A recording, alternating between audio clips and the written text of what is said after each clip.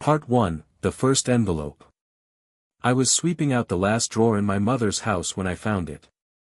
A cream-colored envelope, thick with age, tucked beneath the false bottom of her dresser. No stamp. No address.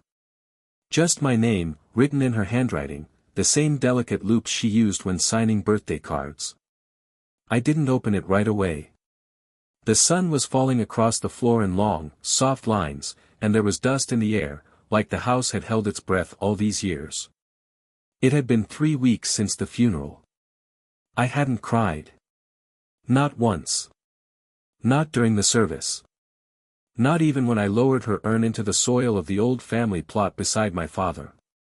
That was how it had always been between us, quiet loyalty, long silences, a love built from things we didn't say. But holding that envelope, something shifted. It wasn't grief that rose in my throat. It was fear. When I finally opened it, the first thing that fell out was a photograph. Black and white. A little bent at the edges. My mother. Younger. Maybe 19. And next to her, a man I didn't recognize, arms slung around her shoulder like he belonged there. A half smile. The same angular jawline I saw every morning in the mirror. But it wasn't my father. Behind them, in the background, a boy. Maybe 7 or 8. He looked straight into the camera. Eyes wide. Curious. And he looked like me. The letter inside was short. Daniel. There's a name you never knew. A story I never told. I kept it from you because I thought it would protect you. But maybe silence was the bigger lie. Find him. He deserves to know you exist. There was no signature. Just a single name scribbled beneath the final line. Thomas. The next morning, I called my aunt. She was the only one still alive who knew my mother before she married my father. Her voice wavered when I asked about Thomas. She never told you? No. Silence. Then. Thomas was your mother's first child. Another pause. Not by your father. I sat down, hard. She gave him up. I asked. She had to, she said. It was complicated. Messy. You have to understand, back then. I don't need the history, I said. I just need to know where he is. Another long breath through the receiver. Last I heard, he was living under a different name. In Chicago. That night, I sat in the dark, staring at that photograph again. Wondering how a life, a person, could be hidden so completely. And more than that. Why my mother waited until death to tell me I wasn't an only child. And why the man in the photo looked almost exactly like me. Part 2, A Stranger's Reflection. I hadn't been to Chicago in 10 years. Not since a business trip that turned into a hangover and an overnight bus ride home. This time, it felt different. I wasn't chasing a contract. I was chasing a ghost, one tied to my mother, to a boy in a black and white photo who might be my brother. Thomas. The name felt both familiar and foreign. Like something I'd said in a dream but never remembered in the morning. I followed what little trail there was. Old public records. A medical license under the name Thomas Merrick. Family practice in Ravenswood. 47 years old. Unmarried. I stared at his picture on the clinic website for a long time. His hair was shorter than mine, but the resemblance was there. The jaw. The brow. The slight tilt of the mouth when not smiling. He looked like someone I might walk past in the street and do a double take. And something about that unsettled me more than I wanted to admit. I didn't call ahead. I just showed up at the clinic on a gray Tuesday morning. It was quiet. Clean. The kind of place that smelled like soap and coffee left too long on a burner. The receptionist looked up. Do you have an appointment? No, I said. I was hoping to speak to Dr. Merrick. She hesitated. He's with a patient. That's okay, I said. I'll wait. I sat in the corner of the room and watched the seconds crawl. 10 minutes passed. Then 15. Then he stepped out of the hallway and into the reception area. And I froze. He looked exactly like the photo. Older, yes. A bit grayer at the temples. But still unmistakable. He glanced at me without recognition, thanked the receptionist, and started toward the exit. I stood up before I could lose the nerve. Thomas? He turned. Yes. I walked toward him, slowly, deliberately. I think, you knew my mother. Rachel. He blinked. Then, very quietly. Rachel Marks. I nodded. A long silence. And then. Come with me. He led me to his office. Closed the door. The blinds were drawn. A small, neat space. A single photo of a dog on the desk. No family photos. He sat down across from me. Tell me what you know, he said. So I did. The envelope.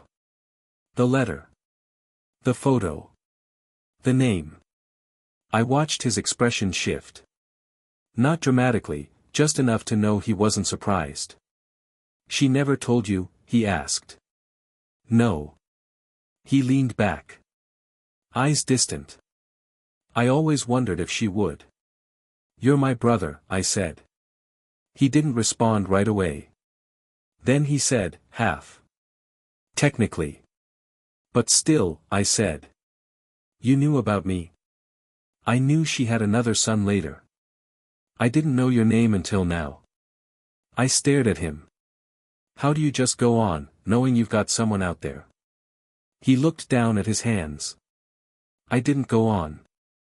Not really. I just stayed still. There was a silence between us that felt too heavy for strangers, too new for brothers. I want to know more, I said. He nodded.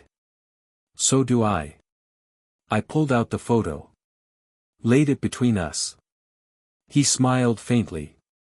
She carried that picture everywhere. I was never sure why. Maybe she was trying to keep something alive, I said. Or maybe she was trying to bury it. We sat in that dim, quiet office, two grown men who shared blood and a history no one had ever spoken aloud. And then I asked the question I had been holding since I walked through the door. Why did she give you up? Thomas blinked slowly. Then, very softly, he said. She didn't. Part 3, the choice that wasn't hers. She didn't give me up, Thomas said again, quieter this time. I was taken. I sat back, unsure whether I had misheard him or if he was choosing his words with that kind of weight on purpose. He looked out the window like the answer was written somewhere in the clouds. She was 17. Living with her parents, strict, religious, conservative to the bone. My father, well, I was the result of something they didn't approve of. Did she love him? I asked, almost too quietly. I don't know. I never met him. Never even got a name. But I know this, he turned back to me, my mother wanted to keep me. She fought for me. And they made sure she didn't. He stood up, walked to a cabinet, pulled out a file, old, worn, like it had been handled more than it should have. Inside, there were scans. Letters. A birth certificate. A court record. He laid it out before me like a puzzle. She was sent away. You've heard of those places, right? Homes for unwed mothers. The kind where they teach you to disappear. I nodded. My throat had gone dry. She gave birth to me there. I stayed in the hospital for 4 days. Then one morning, a couple came. They handed her a paper. Told her it was routine. She signed it. He tapped the file. She didn't know it was a termination of parental rights. I stared at the document. The signature was hers.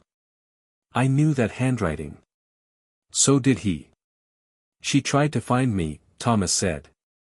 Years later. But by then, the records were sealed. I'd been adopted. Name changed. No trail. Did she ever reach you? He shook his head. Never. I felt something deep inside me crack open. All the times she sat alone in the kitchen, long after dinner. All the times I caught her staring at old photographs that weren't ours. The way she'd cry sometimes after church, claiming it was the sermon, but it wasn't. It was him. It was this. She never told me any of this, I said. Would you have believed her? Thomas asked. That stopped me cold. I didn't know. Not back then. Not before the funeral. Before the envelope. Before this chair, this room, this impossible conversation between two lives that should have never been strangers. We talked for hours. Slowly. Carefully. Like two men learning how to speak the same language for the first time. He told me about his adoptive parents, kind, distant, wealthy. Always a roof over his head, but never warmth in the air. He never married. No children. I think I always knew something was missing, he said. Just didn't know where to start looking. When I left the clinic that afternoon, the air outside felt heavier. The city was alive, but I wasn't really in it. I found myself walking without direction. Hands in my pockets. Thinking of her. Of that photograph. Of the life that got split in half long before I was ever born. I ended up in front of a bookstore. One of those old, used ones with a dusty bell and a smell like paper and quiet arguments. I went inside. And there, on a low shelf in the back, I found a copy of Great Expectations. She used to read it aloud in winter, curled on the couch, eyes distant. I bought it. Didn't know why. Just did. That night, I dreamed of her holding a baby. But it wasn't me. And she was crying. When I woke up, I had a message from Thomas. One line. There's something else you need to see. Come tomorrow. Part 4, The Locked Box. I arrived at Thomas's house just after noon. It was quiet, modest on the outside, neat and sparse on the inside. Bookshelves instead of paintings. A single couch. A framed certificate on the wall that said he'd graduated with honors from medical school. Coffee? He asked. Sure. We moved like people who didn't quite know each other yet, but wanted to try. He handed me a mug and gestured toward the dining table. On it sat a small metal box. No key, he said. Had to pry it open last year when I was clearing out storage. I sat down across from him. He opened the box, slowly. Inside were letters. Dozens of them. Yellowed, curled. Some barely legible. All addressed to me, he said. From her. I stared. She wrote you. She did. Every birthday. Every Christmas. Sometimes for no reason at all. And you got them? He shook his head. They were intercepted. My adoptive mother gave them to me when she was dying. She said she couldn't live with it anymore. He pulled out one and handed it to me. The date, May 3, 1987. Dear Thomas. You turned 11 today. I wonder if you like baseball like I did. I wonder if you like the smell of rain. I wonder if you still have that dimple on your left cheek when you smile. I'm not writing to make you miss me. I just want you to know I didn't forget. I never will. Love. Mom. I sat with that letter in my hand for a long time. I'd never seen her handwriting tremble before. I read them every year, Thomas said. On my birthday. It became a ritual. She never stopped trying, I whispered. No, he said. She didn't. We sifted through more. Letters that painted a portrait of someone full of guilt, love, confusion, hope. Then we found a photo, folded into the bottom of the box. A picture of me. 7 or 8 years old, missing a front tooth, holding a paper turkey in school art class. My name, Daniel, written on the back in her handwriting. She sent this to me, Thomas said. 1 year. I think she was trying to say she'd started over. Or maybe she was just showing me the life she was still building. She kept both worlds alive, I said quietly. Yes, he said. But at what cost? We sat in silence for a while. No need to fill it. There was something deeply honest about the stillness. Two men not trying to solve anything, just trying to understand the shape of what had been broken. Finally, he said. She left me a will. Nothing official. Just a handwritten note. Want to read it? I nodded. He handed me a folded page. Inside, in familiar script. To both my sons. If you're reading this, then life gave you what I couldn't, a path to each other. Don't waste it trying to understand me. I failed you both in different ways. But I loved you. I always loved you. Even in silence. Mom. I swallowed hard. She knew we'd meet one day, I said. Thomas nodded. Maybe she hoped more than she believed. But she planted the seed. Before I left, he stopped me at the door. Do you have room in your life for a brother? I didn't hesitate. I think I've always had room, I said. I just didn't know where it was. That night, I returned to my mother's house, empty now, but filled with the echoes of what I'd learned. I sat at her old desk. And for the first time, I began writing a letter of my own. To my brother. Part 5, A Brother's Language. Writing that letter wasn't easy. I thought it would be. I thought once I knew the truth, the words would flow like water. But I sat there for over an hour, staring at the blank page. Pen in hand. Breath held. What do you say to someone who shared your blood, your story, and your mother's ache, but not your life? Eventually, I just started. Thomas. I don't know how to be a brother. I never learned. But I'd like to try. I don't blame you for not being there. You didn't choose to leave. And neither did she, not really. All my life I thought I was the only thread in her story. Now I know I was just part of it.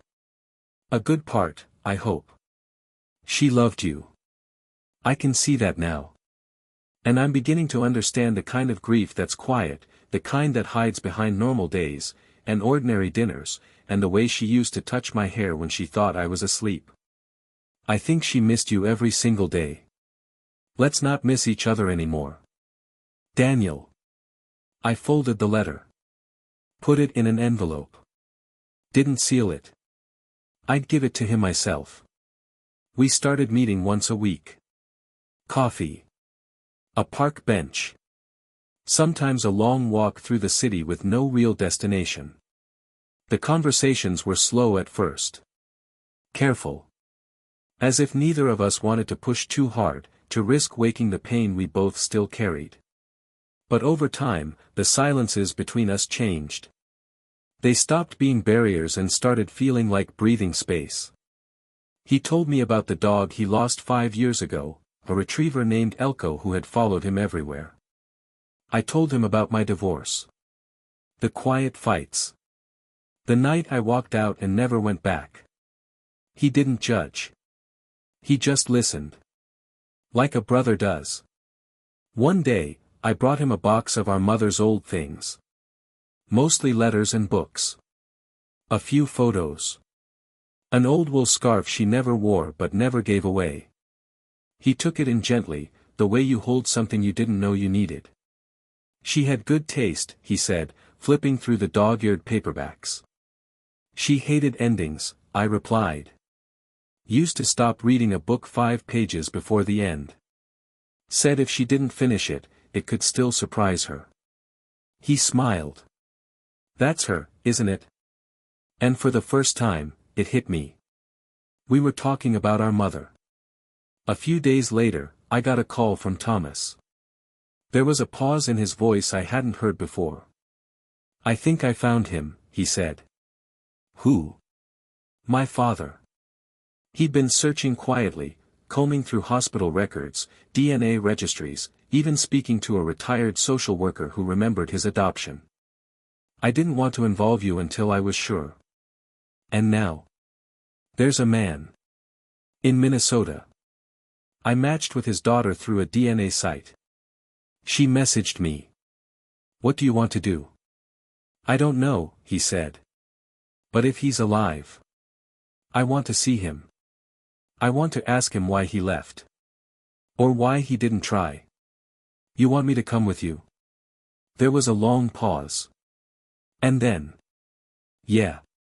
I do. That night, I stared at a photo of our mother from when she was young, the same one from the envelope. The one where she smiled like she knew more than she could say. I realized then, this wasn't just about uncovering the past. It was about deciding what kind of future we could build from it. The next morning, we booked 2 tickets. One way. Part 6, Blood That Left a Shadow. The drive from the airport to the address took 3 hours. Minnesota was flatter than I expected, fields wide enough to hold years, skies low and bruised with winter clouds. Thomas didn't speak much. I didn't push. I could see the tension in his shoulders, the grip he kept on the steering wheel even when we were parked at rest stops. You okay?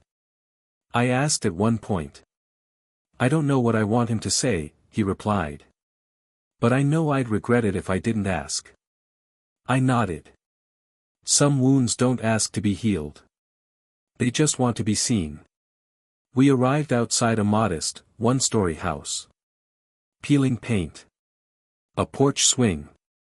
A bird feeder spinning gently in the wind. He checked the address 3 times. The name was Robert Lang. Thomas stepped out first. I followed, close behind. When the door opened, a woman answered. Mid-40s. Short hair. Eyes wide the second she saw him. You must be Thomas. She'd been expecting him. I'm Anna, she said. My father's inside. We stepped into a living room that smelled like old books and coffee left on too long. A fire crackled in the hearth. Photos lined the mantel, none of Thomas. Anna let us in. And there he was. Robert Lang. Mid-70s. Slouched in a recliner, wrapped in a flannel blanket. Breathing slow. Eyes dull, but aware. He looked up at Thomas like he was seeing a dream half remembered. You look like her, he whispered. My mother? Thomas asked. Robert nodded. Rachel. Thomas didn't sit. He stood there, arms folded. A mix of anger and something harder to name. Why didn't you come for me? Robert looked away. I didn't know where you were. You left her. No, he said. I was forced out. The story unfolded slowly. Robert and Rachel had been in love. Secretly, quietly. But when her parents found out, they threatened him, legally and physically. He was 22, jobless, and branded unsuitable. He didn't fight hard enough. He let her go. I was scared, he said. And then, ashamed. And then it was too late. Thomas said nothing for a while. Then, in a low, steady voice. You knew I existed. Yes. And you still did nothing. Robert's hands trembled in his lap. I failed you. I failed both of you. We stayed an hour. Thomas didn't forgive him. Not that day. But he asked questions. He looked him in the eye. And as we stood to leave, Robert reached out and handed Thomas something wrapped in a handkerchief. Inside was a photograph. A younger Rachel. Pregnant. Smiling. I took that, Robert said. The night before she was sent away. Thomas held the photo like it was made of glass. We drove back in silence. Not because there was nothing to say, but because some truths don't need immediate answers. They just need room. Back in the hotel, Thomas stared at the photo for a long time. Finally, he looked at me and said, "I think I understand her now. Not all of it. But, enough." I nodded. Then he said, "What would you have done if you found out she wasn't really your mother?" I froze. "What?" He handed me a folded page. "I found this in the back of the letterbox. It's not addressed to me." I opened it. And what I read shattered everything I thought I knew. Daniel was not born to me. He was given to me by my sister. She couldn't raise him. I promised I would. And I never told him the truth. He thinks I'm his mother. But I was only ever trying to save him from the truth. I read it again. And again. And when I looked up at Thomas, there was no sound in the room but the echo of everything I had just lost. Part 7, The Woman Who Wasn't My Mother. I barely slept. The hotel room was silent, but inside me, everything screamed. I turned over the note again and again, as if the words might change under different light. He thinks I'm his mother. But I was only ever trying to save him from the truth. It wasn't just a confession. It was a crack through the foundation of everything I'd ever known. My name. My childhood. My relationship with her. I didn't even know what to call her anymore. Thomas didn't press me. He didn't have to. The look in his eyes said he understood. He'd lived his whole life wondering who he really was. Now it was my turn. The next morning, we drove to a rest stop and I made a phone call I never imagined I'd make. Aunt Lydia. My mother's older sister. The only one left who might know the full story. She answered on the second ring. "Daniel?" Her voice was sleepy, unsure. "I need to ask you something. And I need the truth." A long pause. Then a quiet sigh. "You found the letter." I sat on the hood of the car, Thomas nearby, watching but giving me space. "She wasn't my mother, was she? She raised you. Loved you. That part was never a lie. But biologically, she was my aunt." "Yes." She explained it slowly, gently, like someone walking me barefoot across broken glass. My birth mother, her younger sister, Evelyn, was 16. There was no father in the picture.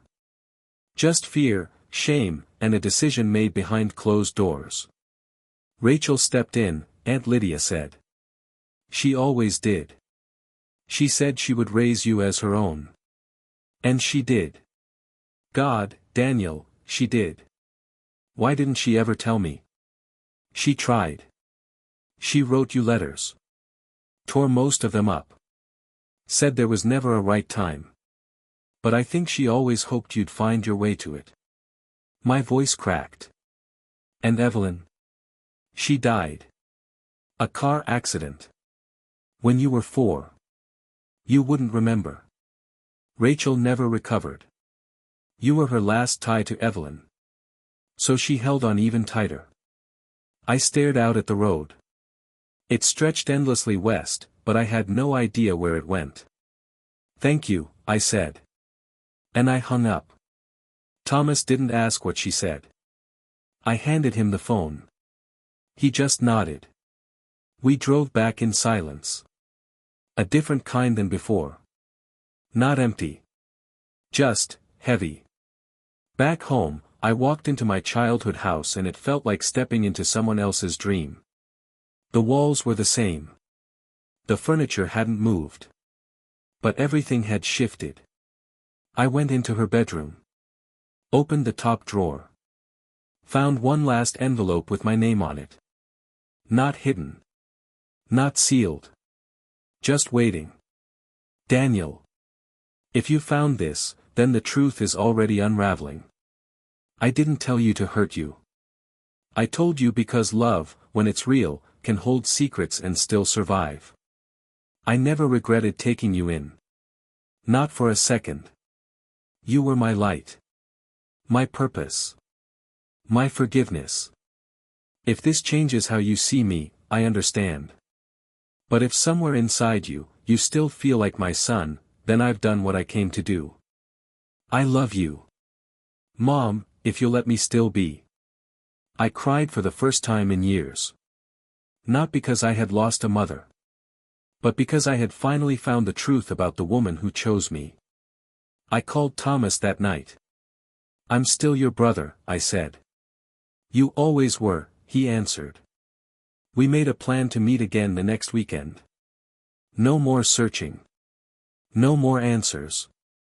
Just two brothers rebuilding something from the ashes of silence. But before we hung up, he said. There's something I haven't told you yet. What is it? He hesitated. Then quietly. I think I found Evelyn's grave. And there's something buried with her that has your name on it. Part 8, What She Left for Me. We met at the cemetery just before dusk. The air had that sharp, early spring chill. Wind in the trees. Crows somewhere in the distance, breaking the silence now and then. It felt like a place where secrets rested, not just the dead. Thomas was already there, waiting beside a small headstone. It was simple. Evelyn Marks. 1971 to 1988. She loved beyond the years she had. There were no flowers. Just dry leaves and a small ceramic angel that time had weathered down to nearly nothing. She's buried here, Thomas said, motioning to the grave. And under that tree, he pointed just behind it, I found something. We stepped over carefully.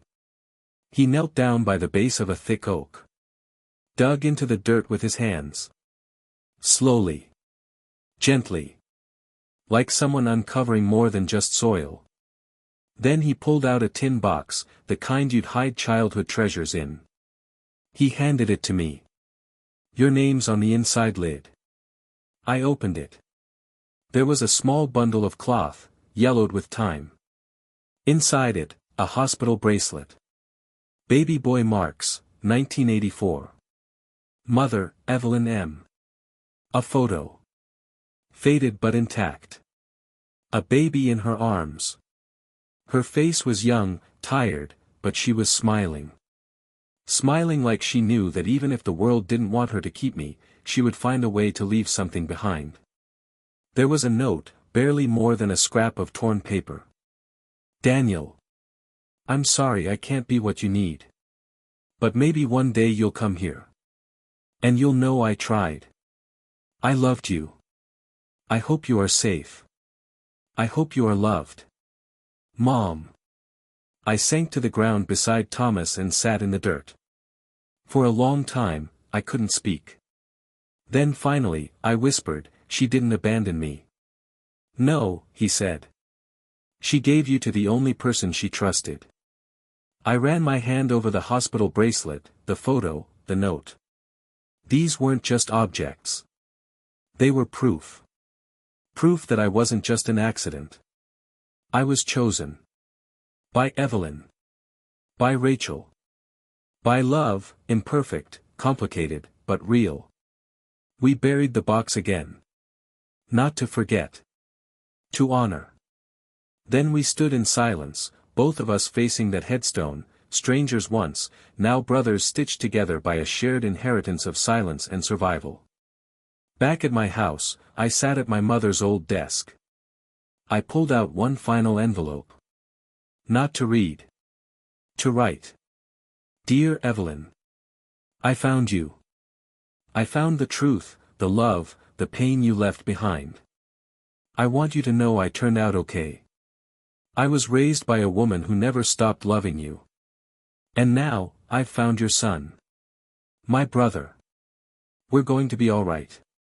You are not forgotten. And I am not lost anymore.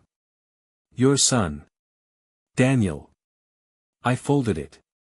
Slipped it into the back of the photo album she once kept hidden in the attic. Where the truth lives now, without shame. Life didn't get simpler after that. But it got truer. Thomas and I started spending Sundays together. He brought old medical books, and I brought stories about Rachel, about Mom. We grieved her, and Evelyn, in our own ways. But we did it together.